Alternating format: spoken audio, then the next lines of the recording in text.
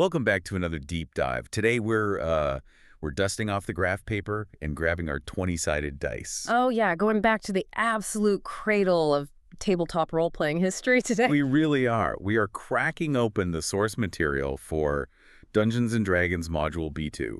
You know, the classic keep on the Borderlands. Specifically zooming in on a very specific, very dangerous sector of the Caves of Chaos, Area J. Area J, better known to generations of traumatized adventurers as the Gnoll lair.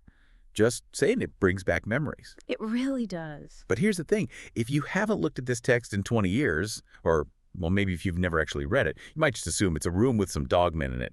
You kick down the door, you roll to hit, you take their gold. Simple, right? You would think so, but when you actually analyze the source text, which is exactly what we're doing today, you realize Gary Gygax was doing something much more sophisticated here. Yeah. This isn't just a monster hotel. It is a masterclass in atmosphere, tactical warfare, and some honestly diabolical tricks. Let's start with that atmosphere. Because the module doesn't just say, you see a cave. It actively tries to warn you away before you even get close. It does. The environmental storytelling starts outside the dungeon. The text describes the path winding through a copse of trees. But listen to the adjectives used here. They are obscenely twisted and oddly bloated. Bloated. That is such a visceral word for a tree. It implies disease, doesn't it? It does, yeah. It suggests that the evil radiating from these caves is biological. It's infecting the groundwater. And then you get to the cave mouth itself, and the geology is just as gross. Right. I remember this. The text describes red strata intertwining with bulging black veins running through the hewn rock. It sounds like a bruise or a massive infection. Exactly. The earth itself looks sick. And then, just to make sure you are thoroughly unsettled, the module gives the dungeon master specific audio cues. Oh, the sounds. Right. It mentions a deathly stillness, which is bad enough on its own. But then that silence is broken by a faint groaning sound or a shrill piping that is barely perceptible. That is pure psychological warfare. You're walking in, the trees look bloated, the rocks are bulging with black veins, and you hear faint groaning in the dark.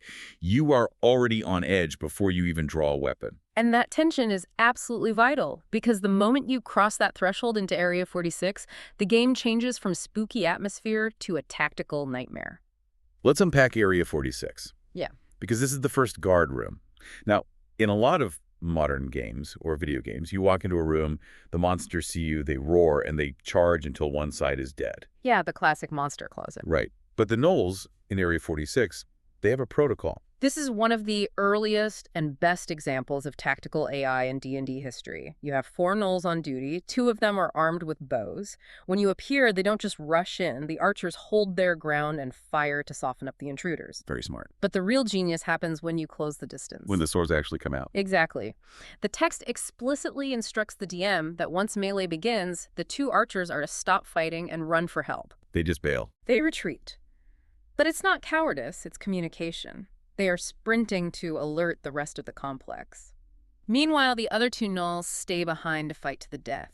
They are effectively sacrificing themselves to buy time for the runners. That completely changes the win condition for the players. Suddenly, your objective isn't just killing the monsters. The objective is containing the breach. You have to stop those runners. Because if you don't, if you let those 2 Gnolls slip past you into the darkness, you have just triggered a total war scenario. You aren't fighting a series of small skirmishes anymore. You're about to fight the entire tribe at once. That is a terrifying thought. So let's assume you handle the guards. Maybe you cast a sleep spell, or your ranger snipes the runners. You move deeper into the lair and you come to Area 47. Area 47 is the first residential area. The text lists it as quarters for 3 male Gnolls and 5 female Gnolls. And this brings up a really interesting point about threat assessment in this module. In a lot of fantasy tropes, or even later editions of the game, players might assume that non-male combatants in a lair are non-combatants, just civilians. Right. But the source text here is very explicit to correct that assumption. It states clearly that the female Gnolls are combatants. And they aren't weak either. They have an armor class of 6. For listeners who don't speak old-school math, break that down for us. In original D&D, lower AC was better, but unarmored was 9. An AC of 6 means they are as tough as a human wearing leather armor and using a shield, or maybe they just have incredibly tough, leathery hide. Plus, They have 1+1 hit dice. That means they are statistically tougher than a standard first-level human soldier. So when you kick open that door and see 8 gnolls, you are fighting 8 valid threats. The population density of this dungeon is deceptively high. It really is. You have to grind for every inch of ground. But if you do clear the room, Gygax gives you a little narrative reward. The loot. Specifically, the contrast in the loot. The room is described as filthy rude furniture and heaps of bedding. It smells like a kennel. But hanging right there on the wall is a sable cloak. A sable cloak. That sounds expensive. It's valued at 450 gold pieces.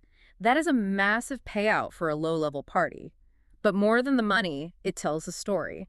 Where did a bunch of cave-dwelling gnolls get a high-end luxury fashion item? They raided a caravan. Exactly. They killed a merchant or a noble and dragged this back as a trophy. It reinforces that these aren't just animals, they are raiders. They are a threat to the outside world. Yeah, speaking of threats, we absolutely have to talk about Area 48. This is the locked storeroom. And honestly, this room feels like the writer is just trolling the players. Area 48 is a masterclass in what we call DM trickery. It's designed to punish greed and impulsiveness. First of all, it's locked, which creates a Pavlovian response in any gamer. Locked means good stuff. Locked means treasure. And when you break the door down, it looks like you were right. You see racks of shields, axes, longbows. It's an armory. A level 1 party desperately needs this stuff. But then you spot 2 items that stand out. Let's start with the weapon. There is a sword that looks special. The text identifies it as a sword -1, cursed. I love that. Yeah. It's not just a bad sword, it's magically bad. And the cruelty is in the mechanics. In early D&D, you don't always know an item is cursed just by looking at it. It might glow, it might feel perfectly balanced. You pick it up, you attune to it, you think you found Excalibur. And Then you get into a fight, you swing at a gnoll and your hand jerks, the blade turns in your grip, you miss a swing you should have hit, the curse actively penalizes your 2-hit rolls, making you worse at combat than you were with a rusty dagger. it's a trap that you carry around with you. It teaches players a very painful lesson. Not all magic is good magic. But honestly, the sword is the nice trap. The real killer in this room is the barrel. Oh, the barrel. Yes. The exceptionally fine ale. This is my favorite detail in the entire dungeon. The text describes a barrel that is leaking slightly, and it notes that the smell is tempting. Now put yourself in the shoes of the character. You've been fighting gnolls. You're covered in soot, blood, and spider webs. It's hot, you're thirsty, and suddenly the air smells like a microbrewery. And here is where the mechanics force the roleplay. The text says there is a 5 in 6 chance, that is over 83%, that a taster will take a healthy draft. So even if you say, hey, I just want a tiny sip to check for poison, the dice might say, nope, you chug it. Exactly. The character lacks the self-control to stop, and the consequences are immediate and hilarious. The text doesn't say save versus poison or die. It says the character becomes drunkenly incapacitated for 1 to 4 turns. How long is a turn in this edition? 10 minutes, so you could be out of commission for 40 minutes of game time. And what does incapacitated look like here? Are they just sleeping it off? Oh no, that would be way too easy. The instructions to the DM are very specific. The character must sing, make noise, and act foolishly. In a dungeon, surrounded by gnolls who want to kill you. Goodbye, stealth. Goodbye, element of surprise. You are now leading a 1-person karaoke session in the middle of enemy territory. It's a complete disaster. And if a fight breaks out while you're singing sea shanties? You attack with a -2 penalty. You're stumbling, you're slurring your stealth components. It turns a tactical assault into an absolute farce. I love that the trap isn't a pit with spikes. It's a social trap.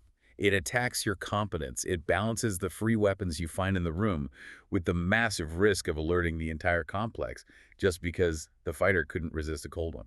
It's brilliant design. Okay, so let's say your party sobers up. You move on to Area 49, the common room. And if we thought the guard room was bad, this place is a mosh pit. This is the population center of the lair. If you let those runners escape back in Area 46, this is where they went. And the numbers here are staggering. Break it down for us. We are looking at 6 males, 11 females, and 18 young. The young don't fight, according to the text, right? Correct. They are non-combatants. But do the math on the adults. That is 17 armed gnolls in a single room. That is an army. For a low-level party, it absolutely is. If the alarm was raised, they are formed up and waiting for you. It's a mob scenario. This room serves as the punishment for failing the tactical check back at the entrance. It really emphasizes that this place is a living ecosystem. It's not a series of dual rooms, it's a tribe. If you poke the nest swarms. And interestingly enough, the loot here reflects that population. There's no big treasure chest in the common room. The wealth is distributed. The males carry electrum and silver. The female will carry silver. To get the treasure, you have to defeat the sheer volume of enemies. It's a volume game. But if you survive the mob, if you wade through the common room, you eventually find the boss. Yeah. Area 50, the chieftain's quarters. The Gnoll chieftain. And this guy, he is not your average dogman. What makes him so scary? Two things: durability and visuals. First, he has 17 hit points. Now, to a modern gamer, 17 sounds really low. But in this era of D&D, a wizard might have 3 hit points. A fighter might have 8. This guy is a tank. He can take a serious beating. And he hits for up to 10 damage a swing. He can theoretically one-shot almost anyone in your party. And he's hard to hit, too. Armor class 3. That is plate mail levels of protection. But I love the visual reason why his AC is so high. It's not magic armor. The text says he is wearing pieces of plate mail. That paints such a vivid picture. He's a scavenger warlord. He's got a breastplate from a dead paladin, maybe a greave from a dwarf, a helmet from someone else. It's mismatched, jagged, and brutal. It fits the Gnoll aesthetic perfectly. He's practical and scary. And of course, he doesn't fight alone. He has his 2 sons with him who are mechanically tougher than normal Gnolls, plus 4 guards. So it's a boss fight with minions. You have to deal with the chieftain while his sons are flanking you. But if you win, the rewards in this room are fascinating. You've got the visible stuff. He's wearing silver armbands. He's got gold in his pouch. But there is a hidden treasure here that rewards the player who actually interacts with the environment. Oh, yes. It's not in a chest. The text specifies that there is a loose flagstone in the fireplace alcove. A classic trope. It is, but you have to actually say, I searched the fireplace. You have to look. And if you do, you find a metal pot buried there with a mix of copper, silver, and gold. But even that, the pot of gold, that isn't the real secret of Area 50. No, the real secret changes the entire story of this dungeon sector. There is a secret door in the chieftain's room. But the fascinating thing is, looking at the map and the description, it implies the chieftain might not even know it's there, or at least he doesn't use it. Right, because when you open the secret door, you don't find a treasure vault or a clean escape tunnel. You find a tragedy. You find a skeleton. A human skeleton lying just inside the passage? Let's reconstruct the crime scene here, because the details are really specific. Who is this guy? Well, the text gives us the forensic evidence. The skeleton has a broken leg, the leather armor is rotten, and the weapons are corroded. He has been dead a long time. So he didn't die fighting the chieftain? No. The implication is that he was trying to escape into the chieftain's room from the other side. This secret passage connects to Area K on the map. And Area K is? The Temple of Evil Chaos, the endgame area of the caves. So this guy, let's assume it's a thief, raided the Temple of Evil Chaos. He must have, because despite the rot, he is still clutching his loot. He has a purse with 12 gems in it. And gems in D&D are high-value currency. These are worth 50 gold pieces each. That's a 600 gold piece haul. That is an absolute fortune. So imagine the story here.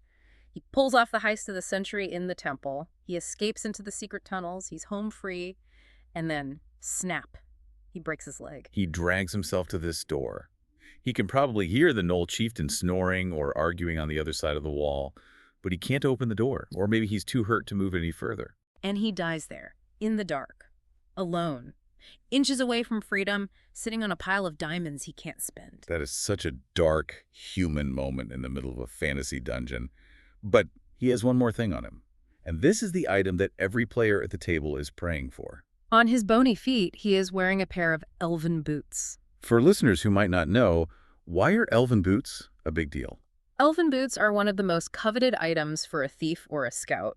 They allow you to move with total silence. Mechanically, they make it almost impossible for enemies to hear you sneaking up on them. The irony is just crushing. It is. He had the boots of ultimate silence, but he broke his leg, so he couldn't walk. The magic couldn't save him from gravity. But from a gameplay perspective, this is the ultimate reward for curiosity. It really is. Think about the layers here. Yeah. If you just kill the chieftain and leave, you get his armbands. Nice. If you search the fireplace, you get the pot of gold. Better.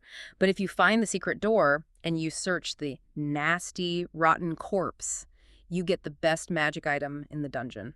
The deeper you dig, the more you get.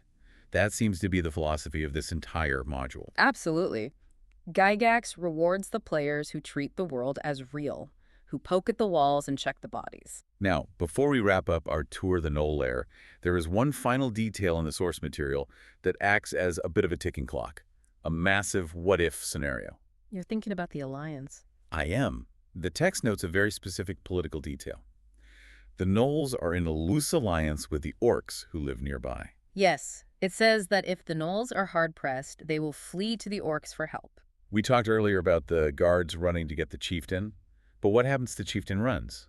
Or what if you fight the guards, they run away, and you decide to leave the dungeon and come back tomorrow? That raises a terrifying possibility for the Dungeon Master to unleash. If you don't finish the job, if you let them escape, they don't just vanish, they consolidate. So you aren't just letting them go, you are reinforcing the next room. Exactly. Next time you come back to the caves, you aren't fighting a Gnoll tribe and an orc tribe separately. You are fighting a combined army. You're fighting Gnoll archers supported by orc shock troopers. That is a nightmare. A loose alliance becomes a tight formation very quickly when adventurers show up. It forces you to be thorough. Mercy or just sloppiness comes back to bite you. Truly. So, to recap our deep dive into Area J, watch out for the bloated trees, do not drink the singing ale, always check the fireplace, and for the love of the gods, don't let the runners escape. And check the shoes on the skeletons. You never know what they're wearing. That is good advice for dungeons and for life. Something to think about next time you let a monster run away. Have you just made your next battle twice as hard? Thanks for joining us for this deep dive. We'll see you next time as we push further into the caves of chaos. Stay safe in the dark.